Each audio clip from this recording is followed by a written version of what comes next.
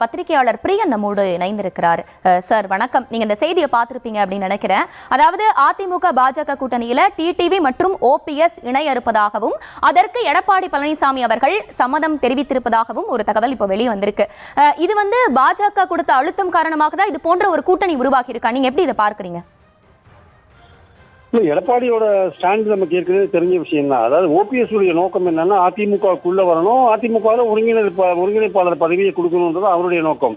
எடப்பாடியோட தினகரனுடைய நோக்கம் என்னன்னா இவர் எடப்பாடியை முதலமைச்சர் கேண்டிடேட் சொல்ற இடத்துல நான் இருக்க மாட்டேன் அப்படின்றது அவருடைய தரப்பு வாதமா இருக்கு. ஆக்சுவலா அப்படி இருக்கும்போது அவங்க ரெண்டு பேரும் என்டிஏ கூட்டணியில இணைஞ்சாங்கன்னா என்டிஏவோட அவங்க இணைஞ்சாங்கன்னா அதிமுகவுக்கும் அவங்களுக்கு ஏதாவது கனெக்ஷன் இருக்குமா, இல்ல பாஜக மொத்தமா சீட்டை வாங்கி அவங்களுக்கு ரெண்டு பேருக்கு டிஸ்ட்ரிபியூட் பண்ணுவாங்களா போன்ற பல விஷயங்கள் இதுல இருக்கு. ஸோ அடிப்படையிலேயே இது இந்த செய்தி உண்மையிலேயே அவங்கள நியாயமான முறையில அவங்க அகாமடேட் செய்யப்பட்டால், நியாயமான முறையில இவரை ஓபிஎஸ் அதிமுகவுக்குள்ள இணைத்து அவர் ஒருங்கிணைப்பாளர் பதவி கொடுத்தால், தினகரனை அவருக்கு எடப்பாடி பழனிசாமி முதல்வர்னு சொல்லாம அவரை ஒரு என்டிஏக்குள்ள ஒரு கட்சியை அதிமுக எடுத்து நகர்த்தினால் அது நிச்சயமா தினகரன் அப்படி சேர்க்கும் போது பலன் கொடுக்கறதுக்கான வாய்ப்புகள் இருக்கு அதிமுக பாஜக கூட்டணிக்கு. ஆனால் இவருடைய எதிர்பார்ப்பே வேற மாதிரி இருக்கு. என்டிஏல அவங்க சேர்ந்தாங்கன்னா பாஜக சீட்டை வாங்கி கொடுப்பாங்க அப்படின்னா அதை தினகரனும் ஓபிஎஸ் அதை எந்த வகையில் அதை ஏற்றுக்கொள்வார்கள் என்பது ஒரு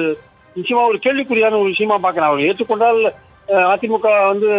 அதிமுக பாஜக கூட்டணி பலமடையும் என்பதில் எந்த சந்தேகமும் கிடையாது. ஆனால் அவர்களுடைய நோக்கமே வேறு. அவர்கள் அதிமுகவை எடப்பாடிக்கு கைப்பற்றணும், அவரை முதலமைச்சர் கேண்டிடேட்டா அனௌன்ஸ் பண்ணக்கூடாது, அதிமுக ஒரு என்டிஏ ஒரு கட்சியா இருந்தாலும் நாங்க அங்க போய் சேர்றதுக்கான வாய்ப்புகள் இருக்குன்னு தினகரன் சொன்ன பிறகு எப்படி இதற்கான வழிகள் வரும், பேச்சுவார்த்தைகள் எப்படி முடிவு பண்ணுவாங்கன்னு தெரியாது. ஸோ பல பிரச்சனைகள் இதுல இருக்கு.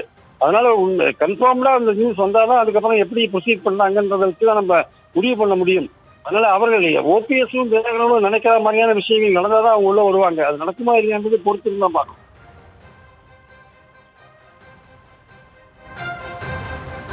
இணைப்பில் உங்கள் கருத்துக்களை பகிர்ந்தமைக்கு மிக்க நன்றி சார்.